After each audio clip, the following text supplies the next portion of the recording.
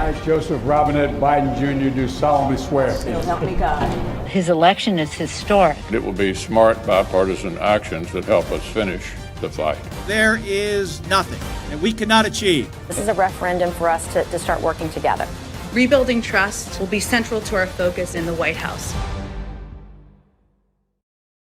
Good morning. I'm Jonathan Capehart, opinion writer for The Washington Post. Welcome to Washington Post Live. The country is watching Congress debate the American Rescue Plan, and no group is watching more closely than women. Women who have taken the brunt of the economic toll. Joining us today to discuss President Biden's economic agenda, the status of the American Rescue Plan, and the impact on women is Heather Boushey. She is a member of the White House Council of Economic Advisors, and before the administration, she co-founded and ran the Washington Center for Equitable Growth and has worked as an economist for the Center for American Progress. Heather Boushey, welcome to Washington Post Live. Thank you. It's a pleasure to be here. So I'm going to jump right into it. Since February 2020, more than 2.3 million women have left the workforce. In December, 100% of the jobs lost belong to women. Why is the pandemic hitting women harder than men? That is, so let me note a couple of things. First of all, the kinds of jobs that women have tended to hold tend to be in face-to-face sectors that were very hard hit by the pandemic. And you add on top of that the fact that the foundation of our care economy has been upended by the pandemic. And those go a long way to explain the really difficult economic challenges that women have been facing. So with schools closed or remote and childcare centers closed, women have had to take on more and more of the at-home caregiving work, even as they still have had to support their families. So what we've seen is a lot of women have dropped out of the labor force. We've seen their unemployment rates high, and we've seen this be an exceptionally difficult recession for women, and particularly for women of color.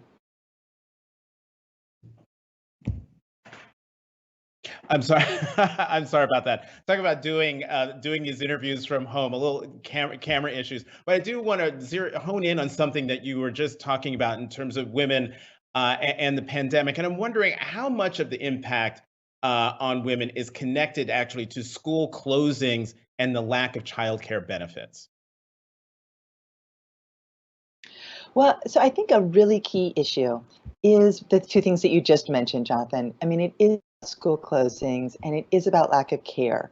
So you think about all those families who are both struggling to, manage maybe remote working themselves or getting to work, but the childcare center's closed, or the nanny, if you're lucky to have one job because she's got her own family issues because of COVID. And then you think about the schools that are closed and just how much additional work that is creating for parents. So that is a, but I want to stress it's one piece of it. And we also see the fact that women are in so many of those jobs that have been hardest hit. It's this twin issue hitting women on both sides. Are there any measures in the American Rescue Plan that target disparities impacting women? There are so many. When you think about this package, it was to address the crisis in front of us. And it starts by focusing on the things we need to do to contain the pandemic. And folks can get back to work. That's certainly going to help women. But a lot of those pieces, additional funds to help schools reopen, vaccines, and all of those things that we need to do. Those are. But we also see in the parts of the package that are focused on providing support to families themselves, there's additional money to help reopen childcare centers. And let me just pause and note that many childcare centers are owned by, those are owned or operated by women, and those are women workers, disproportionately women of color. So that money is going to help both those women workers and small business owners, as well as helping that rely on that really important support for their families of childcare. There's also emergency paid leave, which is going to help those families that need to take off time to care for a loved one, or if they themselves are sick. But the extent to which that we can contain the pandemic and get back to work, that going to help those women workers who, again, have been disproportionately hit in the labor market themselves. I want to bring in, Ms. Boushey, I want to bring in a question from Ann Garcia in Tennessee. And she asks, how will the administration's policy address the inequity of losses among Black, Latina, and white women? Well, one of the statistics that I think is just so compelling about this package, there's a set of stats on how this will affect poverty. So let me just, give you a few. One is that we think that this policy, if implemented, will reduce child poverty in half this year. It will cut Black poverty by 34%, by about a third, and Latino poverty by 40%. And that is because so much of the money is targeted at the people that need it most. So you think about the expansions of the child tax credit. That's going to go to families with children. It's going to go a long way towards reducing poverty, helping families, disproportionately families, extended unemployment benefits and that bump up, that additional $4 folks are going to get. That's disproportionately going to support those lower wage workers who've lost their jobs. Again, there's going to be equity effects there. So we could go line by line through all of the pieces of the package. We don't have time this morning, but so many of them really do help families that are the hardest hit, and specifically families of color. So let's talk about the American Rescue Plan more broadly. President Biden has been pushing for Democrats to unite behind the $1.9 trillion package. With the budget reconciliation process, the bill will only need, as we all know, 51 votes in the Senate before it can reach his desk. What is the White House hearing about the bill's prospects? Will the White House get all 50 Democrats to vote for the bill? Well, here's the thing. This is an incredibly popular bill. You look at the polling around this piece of legislation, and it has the support of the majority of the American people and even the majority of independents and Republicans. So I think that gives a lot of evidence that this is something that the American people want. And of course, it's passed the House and now it's in the Senate. So I think that the prospects look very good. The core issue here is that if we fail to act, if we fail to pass this, and especially if we fail to do it quickly, the economic consequences for families, for businesses, for our economy, quite potent, and could the millions of people who are going to lose unemployment benefits March, just in a couple of weeks, if we don't pass this. People understand this out there all across America, because these resources them in record numbers of people applying for unemployment benefits. So I think the prospects of this, being the kind of package that has, given that it's passed the House, I mean, it's got to get to the president's desk. And to be clear, you need all 50 Democrats to vote for it so that Vice President Harris can cast the tie-breaking vote. But in terms of that deadline of the expiration of unemployment benefits, that's March 14th. So is the White House bullish on getting that bill passed and to his desk by that date? Well, certainly the president and across the administration, folks are doing everything they can to make it happen. There have been meetings with hundreds of members of Congress and their staff in a bipartisan way. There has been an outcry from mayors all across the country, again, in a bipartisan way, demanding these resources and what this bill will provide. So there's a lot of urgency and a lot of discussion happening. And I think that this is really the most important economic policy facing the American people right now. So let's hope that Congress can do its job. So to dive back into the bill, this is a particularly contentious piece of the bill. 24 governors, one of them a Democrat, they've pushed back on the plan, arguing that, and this is a quote, that the bill punishes states that took a measured approach to the pandemic and entered the crisis with healthy state budgets and strong economies. Do you think the bill unfairly benefits states with Democratic governors at the expense of those with Republican governors? Here's the thing. The bill provides support and localities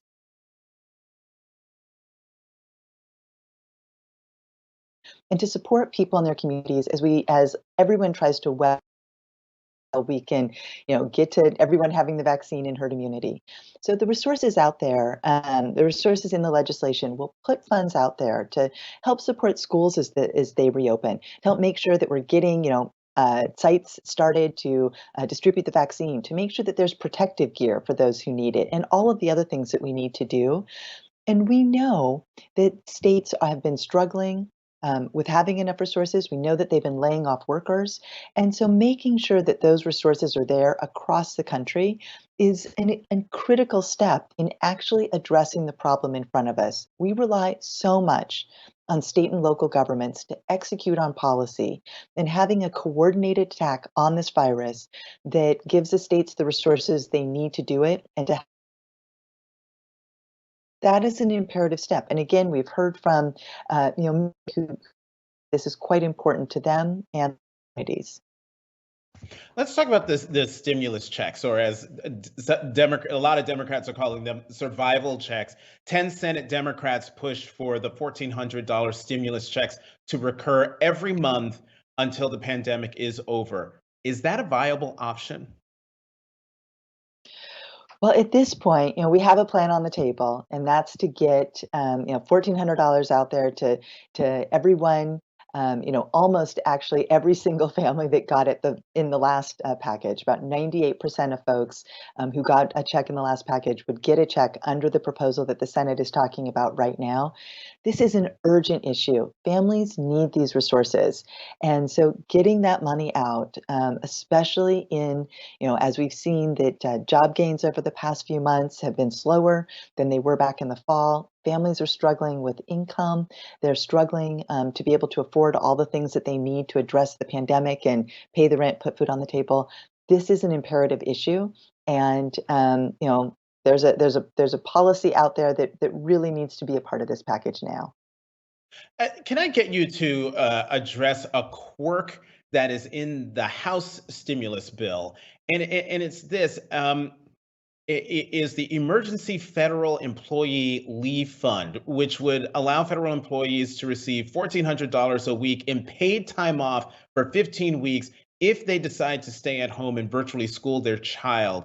Why does this provision extend only to federal employees? I'm sure there are a lot of non-federal employees who would also love that benefit. Well, paid leave is a super important piece of the puzzle, and we'll have to see where the Senate, how this passes, how this works its way through the whole process. But one of the things that we saw out of the spring legislation that passed and extended paid communities that didn't already, places that didn't already have it, is that it was absolutely pivotal in helping to slow the spread of the virus. So again, making sure that workers don't have to go into work sick and making sure that they have that time to care for their families is a super important piece of the puzzle. And it needs to continue to make its way through this process. And I just want to say thank you for your patience, Ms. Boushey, and also for the audience with the technical difficulties that we are having. But this is an important conversation to have. I want to move on to minimum wage. President Biden has seen some criticism for not pushing the minimum wage. As you know, the minimum wage was the Senate parliamentarian says that it could not be a part of the Senate American Rescue Plan. So, and the president has said that he will push for minimum wage. My question for you is, when's he going to do that? When's he going to push for it? Well, the president has been pushing for this for quite a long time. This was an important issue to him on the campaign trail and as he's moved into governing. And he wanted this to be a part of the American Rescue Plan to get that federal minimum wage up to $15 an hour. The Senate parliamentarian said it doesn't count, ruled that we cannot do that in this piece of legislation, but that has not dimmed the commitment to making sure that every worker gets that fair day's pay. The thing is that especially during the pandemic, so many essential workers out there doing their job day after day, the childcare worker, the home care worker, the grocery store worker, the person that's delivering meals or food. All of these workers are disproportionately likely to be making the minimum wage. And this increase is a really important benefit for those workers who, over the past year, are so essential to keeping our economy functioning. That this is a policy that disproportionately affects women and people of color who are more likely to be making the minimum wage or who would receive a raise if the minimum wage was raised. So this is a priority, and we have to get through this package. We have to get this American Rescue Plan passed. But once we get through that, this will continue to be a priority for the president. So there's a story in Politico with the headline, White House weighs minimum wage negotiations with Republicans. So I'm wondering, yes, President Biden wants to raise the minimum wage, but would he be willing to lower the increase in the minimum wage if it meant getting a bill passed and on his desk for signage?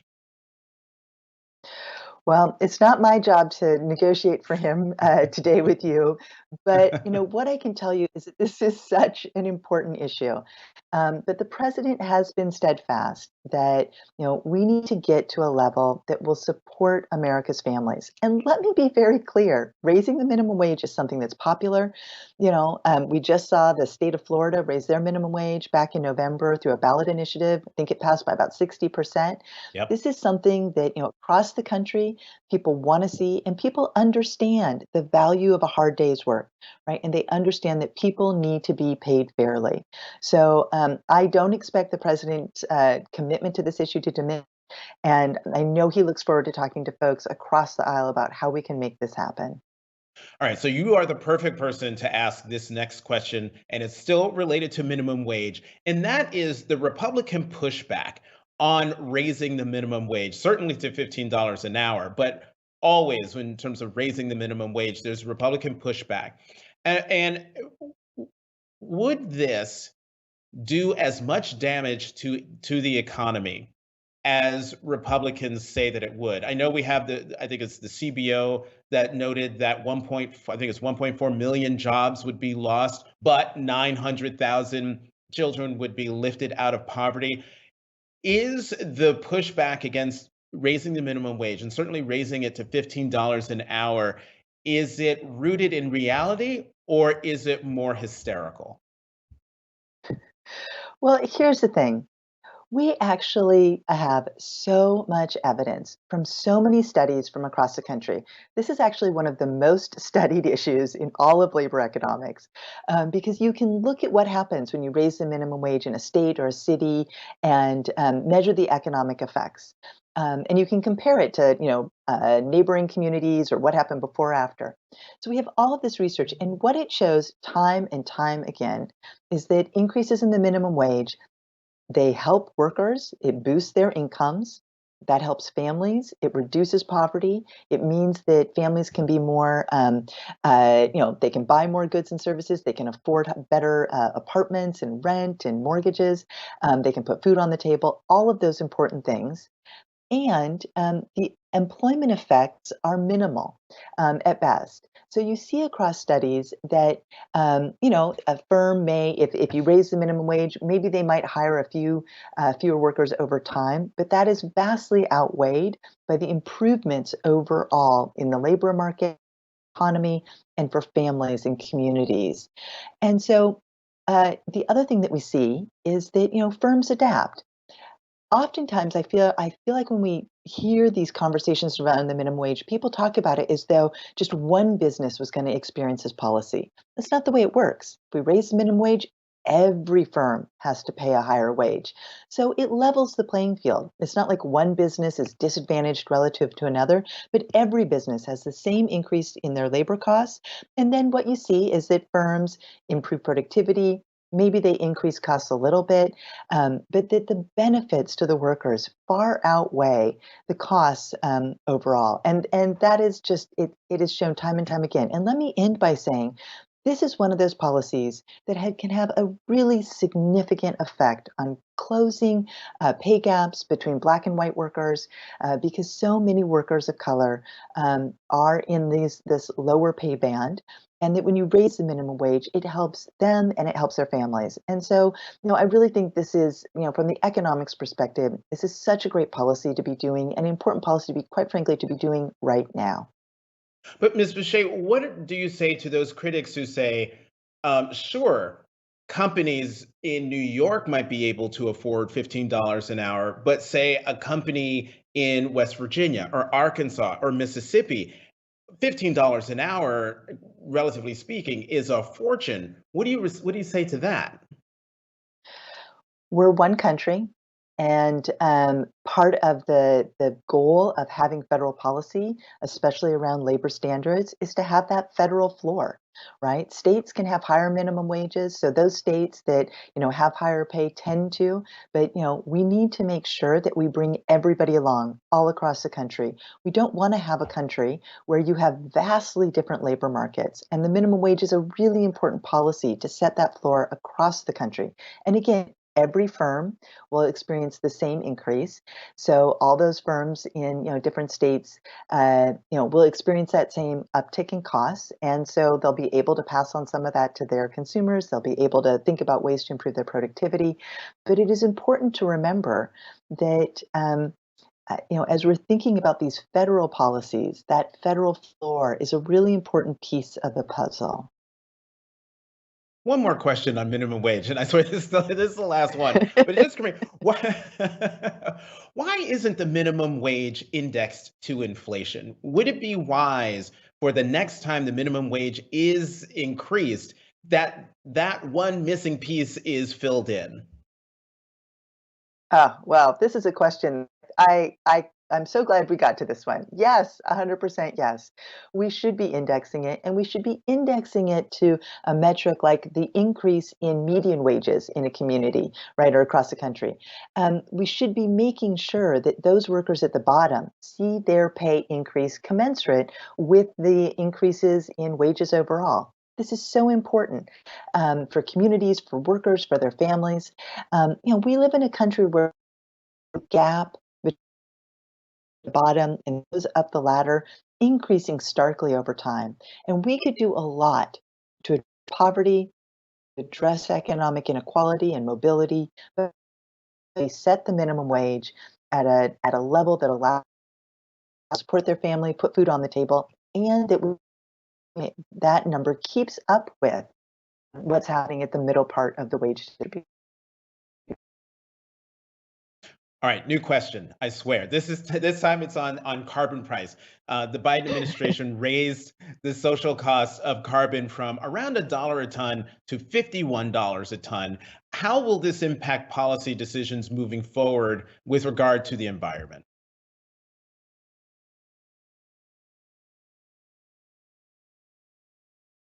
Oh, did we lose Ms. Boushey? Oh, we got her back. Go ahead.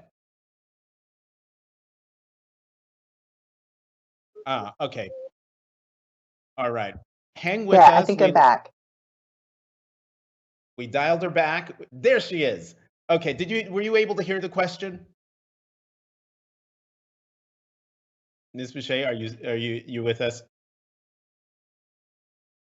I am with you. And let me Okay. you were at the carbon price. Yes. Right. And this was Yeah, the so social. this is such an Go ahead. important issue for such an important issue. Did a couple weeks ago, last week, to increase the social cost of carbon. Is the government thinking about new regulations as we're thinking about things that were to affect the economy? To do with the future cost that climate change is going to economy. We want to make sure we take that into account.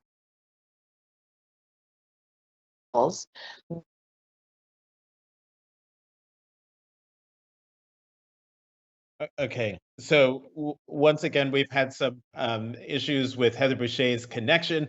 We're going to hang up and redial with Ms. Boushey. Hopefully that will take just a few seconds. Just as a reminder, the question that I asked her had to do with the carbon price and the Biden administration raising the social cost of carbon from around $1 a ton to $51 a ton. And I'm wondering how that will impact policy decisions moving forward in regards to the environment. And I think we have Heather Boushey back. I've restated the question, and so hopefully you heard it and are able to answer.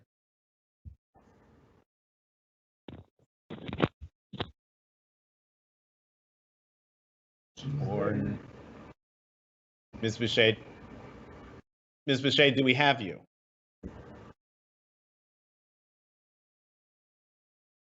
Okay, so again, the question is about the social cost of carbon being raised from $1 a ton to $51 a ton, and how that will impact policy decisions by the Biden administration moving forward in regards to the environment.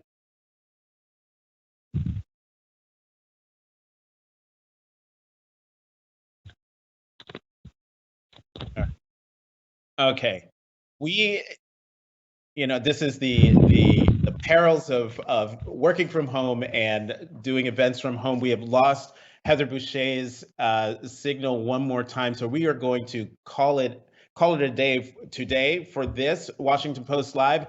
But I just want to say thank you to Heather Boushey, member of the White House Council of Economic Advisors, for coming on Washington Post Live this afternoon, and also to thank you, as always, for tuning in, and also for your patience with our technical difficulties today. I'll be back tomorrow morning at 9 a.m. for First Look, Washington Post Live's one-stop shop for news and analysis. And then at noon tomorrow, The Path Forward, the Economy series returns when my colleague Heather Long talks with Neil Kashkari, President and CEO of the Federal Reserve Bank of Minneapolis. Go to WashingtonPostLive.com to register and to catch up on post-live conversations you may have missed.